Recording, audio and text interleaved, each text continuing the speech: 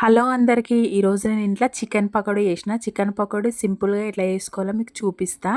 ముందుగా చికెన్ కడుక్కోవాలి. దాంట్లో పసుపు, ఉప్పు, కారం, అల్లం వెల్లుల్లి పేస్ట్, గరం మసాలా, చికెన్ మసాలా వేసుకోవాలి. దీంట్లోనే కార్న్‌ఫ్లోర్ పిండి, కొంచెం బియ్యం పిండి, అలాగే ఒక ఎగ్ ఏసుకొని దీన్ని మంచిగా కలుపుకోవాలి. నిమ్మకాయ అంటే నిమ్మకాయ పిండుకోవాలి. నేను నిమ్మకాయ పిండలేదు. దీంట్లో కొంచెం ఆయిల్ వేసి కలిపి హాఫ్ అన్ అవర్ పాటు పక్కనన్నా లేదంటే ఫ్రిడ్జ్‌లో గానీ పెట్టుకోవాలి. నేను పక్కన ఇంకా హాఫ్ కేజీ చికెన్ ఉంచి దాన్ని కర్రీ చేస్తున్నా.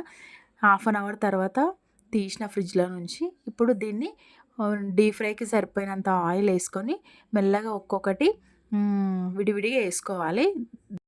వేసుకున్న వెంటనే ముక్కలను కదిలించొద్దు. ఎందుకంటే దీనికి ఉన్న మసాలా మొత్తం విడిపోయి అంత బాగా రాదనమాట. వేసుకున్నాక ఒక 30 సెకండ్స్ వరకు అట్లనే వదిలేసి దాని తర్వాత మనము మంచిగా ఫ్రై చేసుకోవాలన్నమాట. ఇట్లా గోల్డెన్ బ్రౌన్ కలర్ వచ్చేంత వరకు ఫ్రై చేసుకొని తీసేసుకోవాలి. దీంట్లోనే కొద్దిగా కరివేపాకేసి వేయించుకున్నా నేను. అలాగే 4 పచ్చిమిర్చి వేసి వేయించుకున్నా.